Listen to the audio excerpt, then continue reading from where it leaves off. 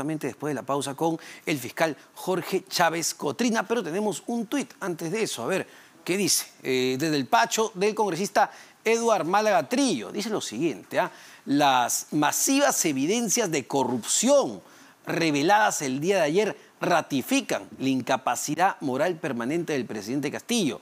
Compartimos acá la última actualización de la moción de vacancia 3.0, que mañana comenzará a firmarse.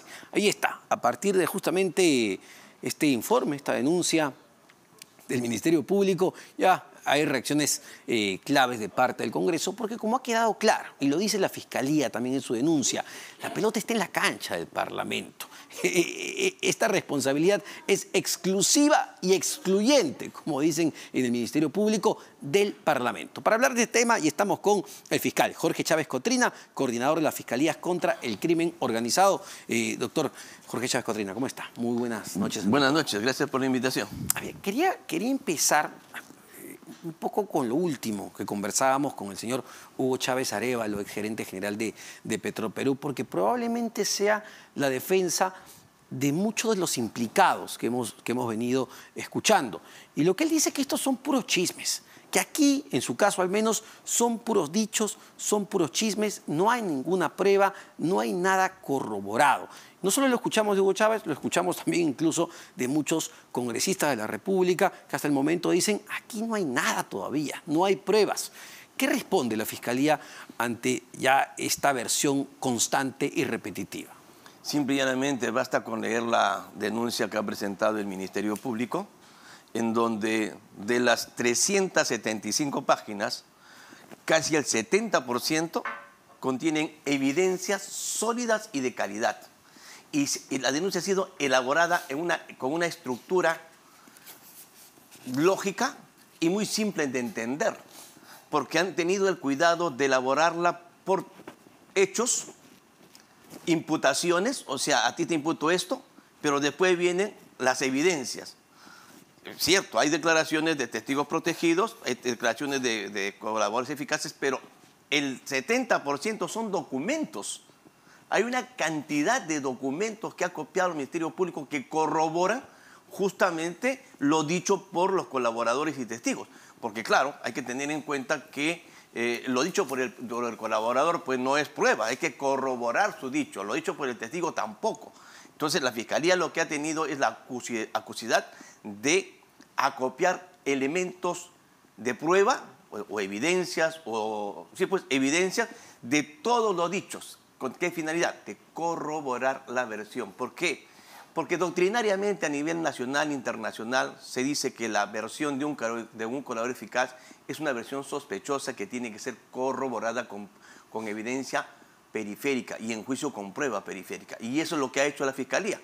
No solamente ha escuchado a los colaboradores o los testigos, sino que ha corroborado y ha encontrado un sinnúmero de documentos que justamente corroboran todos los dichos. A ver, pero por ejemplo, yo no sé si usted tenga, doctor, el detalle, pero para no salirnos del caso del señor Hugo Chávez y de Petroperú, que es uno de los casos más importantes que se ven en la denuncia.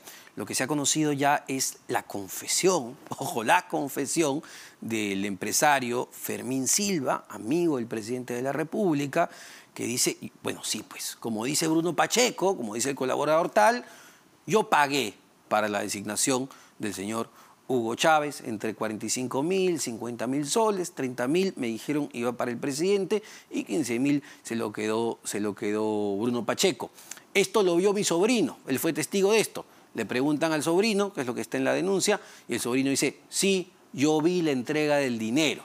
Y claro, lo que dice el señor Hugo Chávez, que está investigado, es, estos son chismes, estos son dichos nada más de estos personajes, yo no sé por qué habrán dicho esto, pero a lo que iba, no basta que ellos confiesen o digan esto, porque esto es muy grave, porque ya se habla de sobornos directos al presidente. ¿Esto de qué manera se ha podido corroborar? Primero, porque hay un testigo protegido que ha sostenido esto desde hace mucho tiempo. Sí.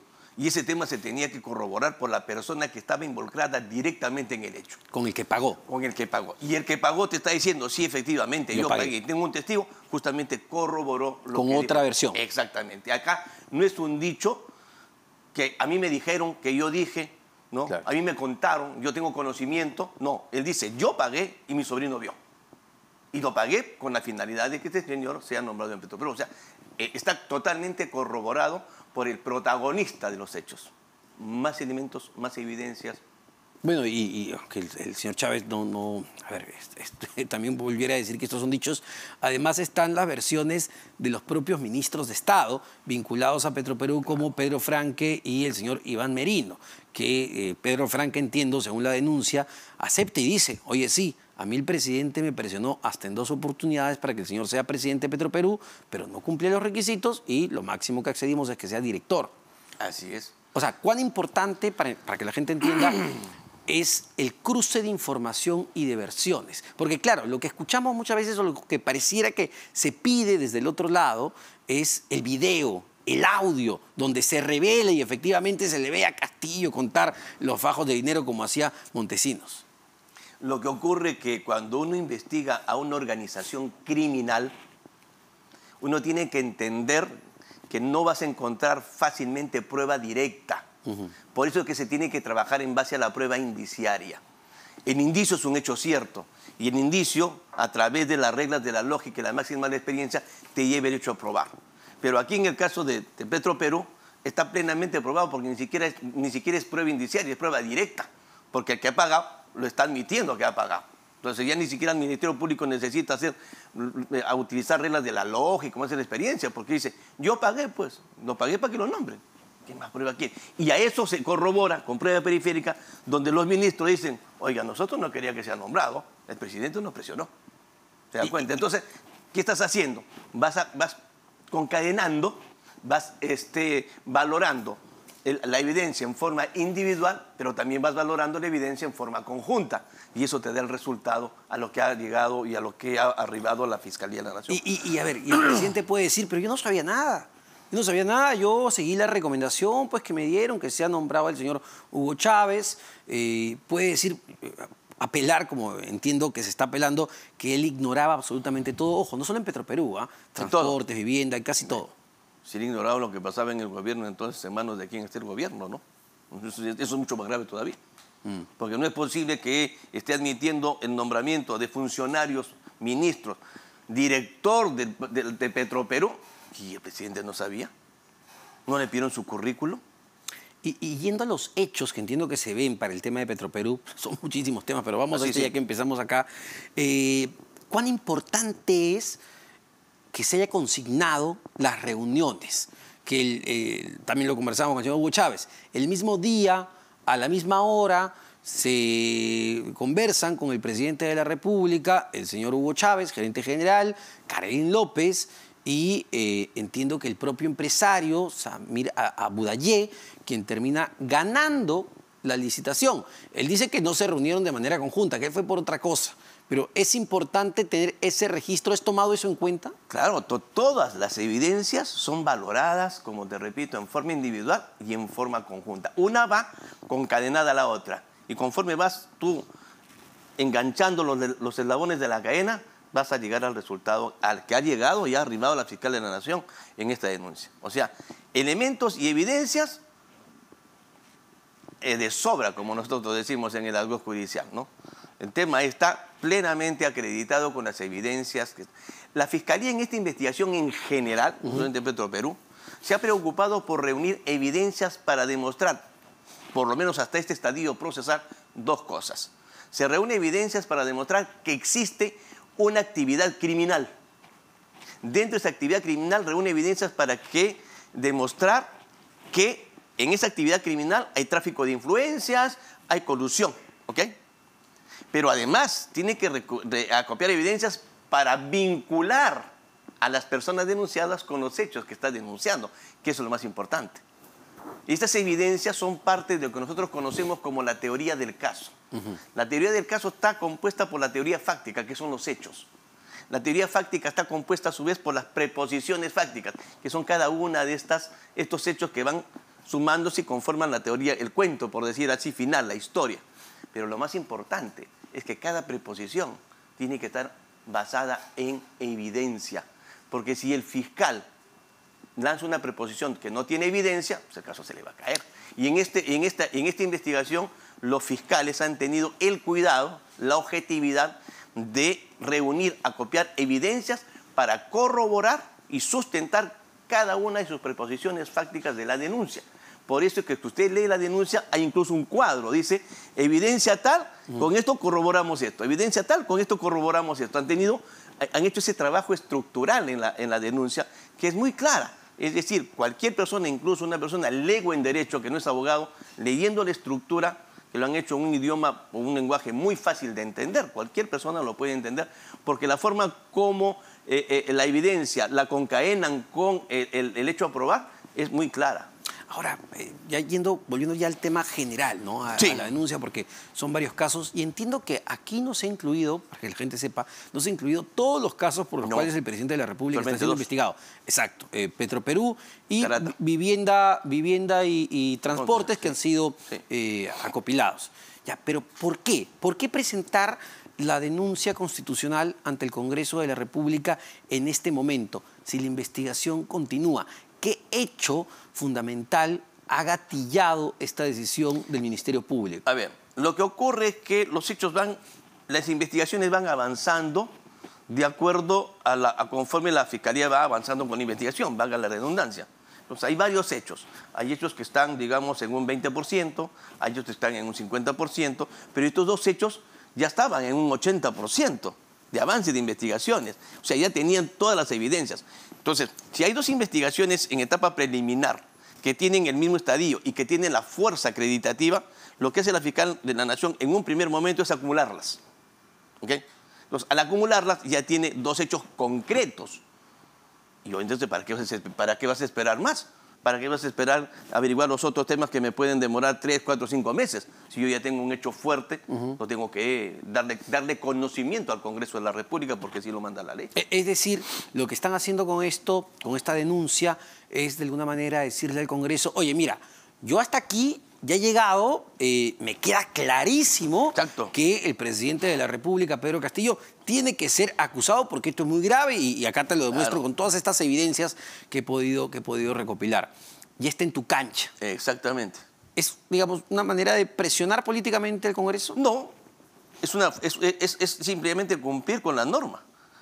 O sea, cuando el fiscal tiene evidencias, según el mandato, tiene que dar conocimiento a la autoridad competente. En este caso, como se trata de aforados, la autoridad competente a la que el fiscal dice, he descubierto este hecho criminal, tengo evidencia de la existencia del hecho criminal, tengo evidencia de la participación de estas 3 personas, entonces yo pongo en conocimiento. ¿Por qué? Porque si yo me lo guardo, puedo estar cometiendo delitos de omisión de funciones.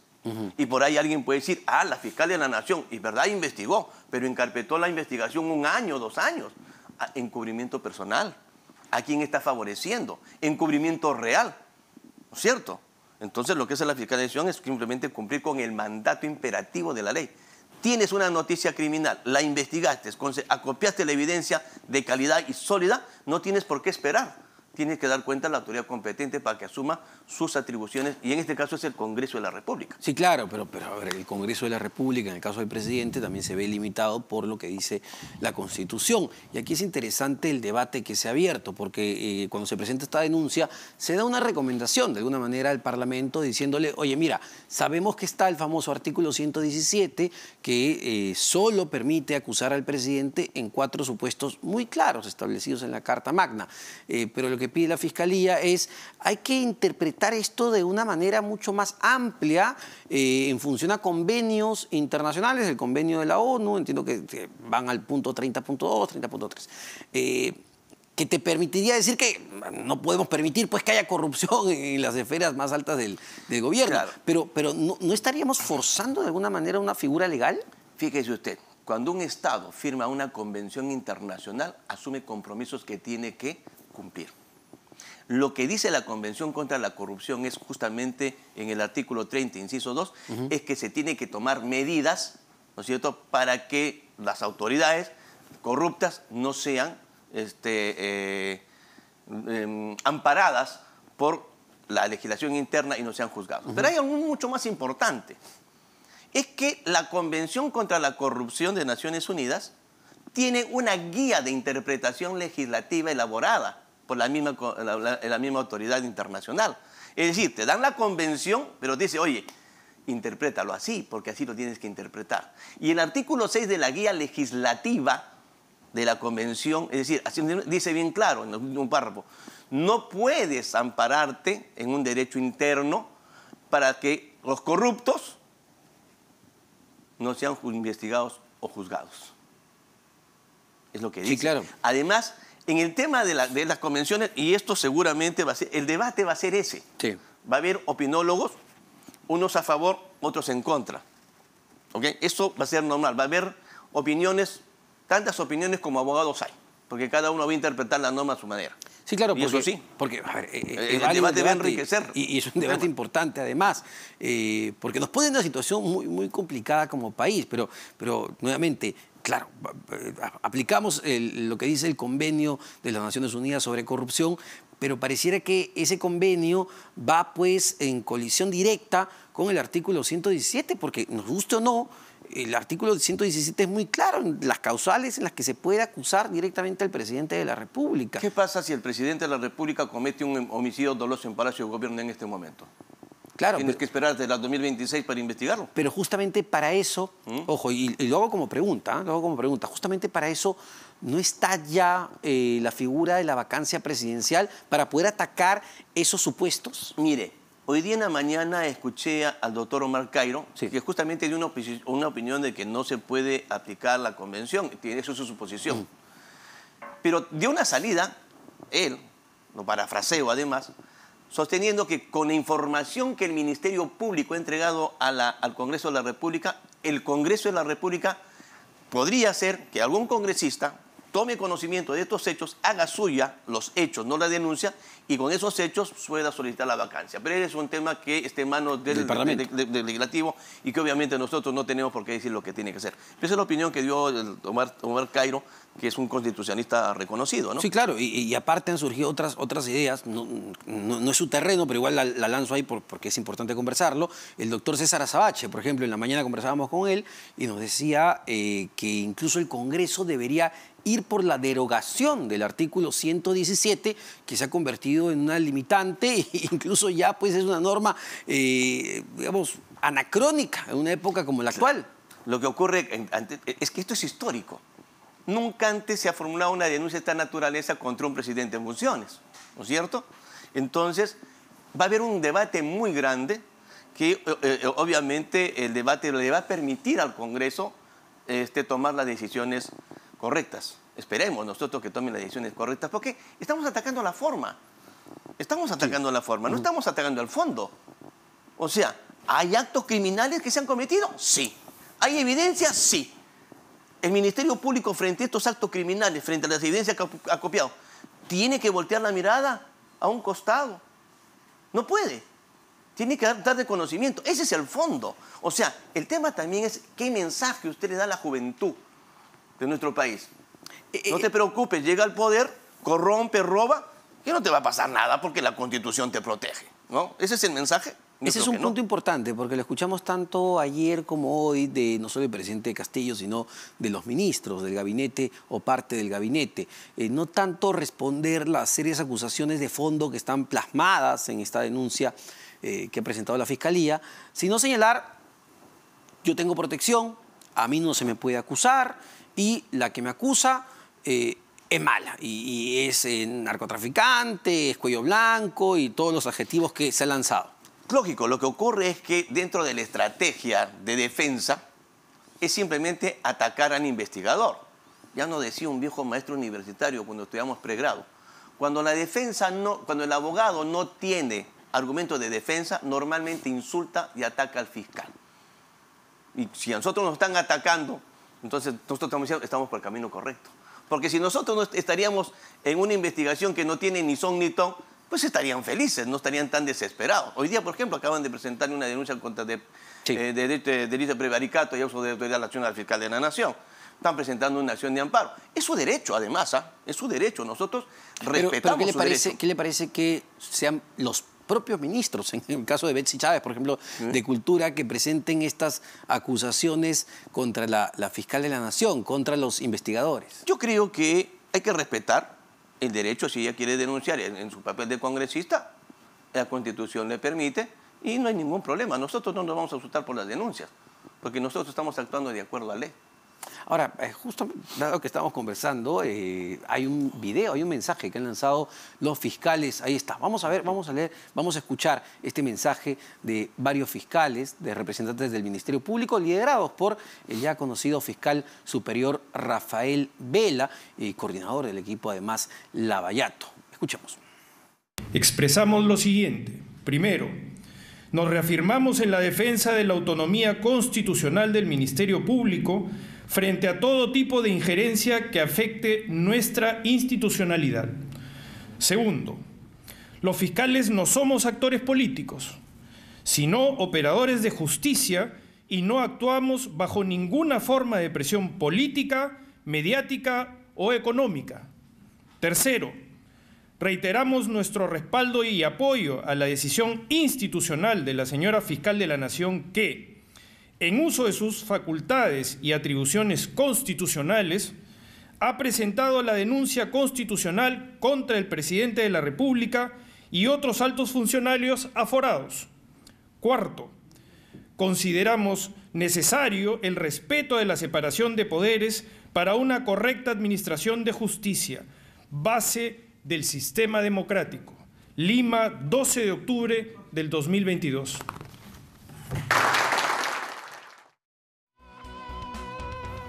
Bueno, ahí estaba, ¿no? El fiscal superior, Rafael Vela, con este mensaje de apoyo, hay que decirlo muy claro, a la fiscal de la Nación, Patricia Benavides, que ayer también tuvo justamente un mensaje, una especie de mensaje a la Nación, acompañado de otros fiscales. Y además, y esto fue interesante para la interpretación de los miembros del equipo especial de la policía que apoya al Ministerio Público. Estaba ahí el coronel Harvey Colchado, por ejemplo. Pero, a ver, me imagino, fiscal, que se suman al mensaje de apoyo del fiscal Vela. Ese es un pronunciamiento de la que lo firman todos los presidentes de la Junta de Fiscales Superiores del país y todos los coordinadores de los sistemas especializados. Todos hemos firmado ese mensaje porque creímos que es el momento de que nos solidaricemos y, sobre todo, defender los fueros del Ministerio Público. Ese es el fondo del mensaje, del pronunciamiento que hemos emitido el día de hoy. Y siente que en este momento, lo que conversábamos, siente que hay un ataque permanente de parte del Ejecutivo, del presidente y de todo su gabinete. Ya, los hechos lo dicen, ¿no? Acaban de presentar denuncias de prevaricato con la señora Fiscal de la Nación. Las entrevistas, las frases que lanzan contra la señora Fiscal de la Nación, contra la institución, es todos los días y durante todo el día, ¿no? Entonces, lo que tratan es de amedrentar al Ministerio Público, lo que tratan es de arrinconar al Ministerio Público, pero desde aquí le decimos no lo van a lograr, porque nosotros estamos amparados por la Constitución y estamos cumpliendo con nuestro deber. Nosotros no vamos a abdicar por la investigación, porque las personas que están involucradas en esta investigación estén en estos momentos dirigiendo los destinos del país. Sin embargo, desde el otro lado, desde el Ejecutivo, cuestionan que ustedes actúan con motivación política, incluso cuando se presentan en estos videos, dando una especie de mensaje a la Nación. Incluso hoy, después del Consejo de Ministros, el primer Aníbal Torres señalaba que, bueno, él justamente, por decir las cosas como son, ha terminado siendo parte de la investigación por organización criminal. No es tanto así, ¿no? Él no ha sido denunciado. Son parte de los hechos fácticos que se están investigando. Son otros hechos que se están investigando. Pero nosotros no actuamos políticamente, nosotros actuamos jurídica y procesalmente. Nosotros no podemos voltear la cara frente a hechos flagrantes. ¿Acaso nosotros tenemos la culpa de la forma como llegó el señor Chávez a Petroperú?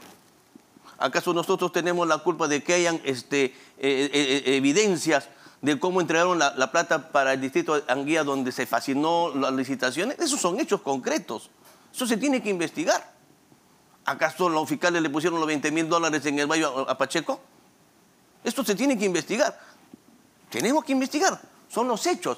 Son noticias crímenes. Cuando nosotros tenemos noticias crímenes, tenemos la obligación de investigar los hechos para determinar si efectivamente hay un hecho criminal o no. Si no hay un hecho criminal, se archiva.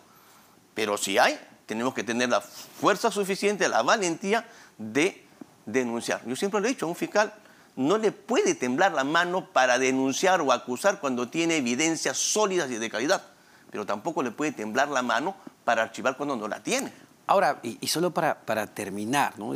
Me parece importante señalar que es verdad, el Ministerio Público dirige pues la acción penal, es el que investiga, el que acusa. Pero no hay que olvidar que en todos estos casos que se han terminado aprobando, se aprueban por un juez. Es decir, no Claro. solo el Ministerio Público, Así es el Poder Judicial a través de los jueces que terminan diciendo sí, esto va, allanamiento, detención, prisión preventiva. ¿Usted cree que el juez que ha ordenado la prisión preventiva no ha estudiado las evidencias que le ha dado el requerimiento fiscal? Los jueces no son mesa y parte del Ministerio Público. Ellos tienen que hacer el control de legalidad de todos los requerimientos. Y si solo sí el fiscal le entrega evidencias que demuestren la necesidad de la medida de las detenciones preliminares, por ejemplo, o de los allanamientos a los congresistas, solo así lo va a dar. Si no, lo va a negar. Así de simple. O sea, el fiscal en esta etapa es un fiscal, una autoridad requiriente. El que va a decidir es el juez, porque el juez te puede decir, señor fiscal, ¿sabe qué? Usted está equivocado, no le mira, como nos ha ocurrido muchas veces, por cierto. Muchísimas gracias, fiscal. No, gracias a usted. Muy amable, el fiscal Jorge Chávez Cotrina, coordinador de las Fiscalías contra el Crimen Organizado. Tenemos que hacer una pausa, pero venimos para también conocer la posición política en todo esto, porque ha quedado muy claro, ¿eh? La pelota ya está en la cancha del Congreso de la República y son 130 parlamentarios y hay diversas posiciones. Vamos a conversar con Jaime Quito, congresista de Perú Libre.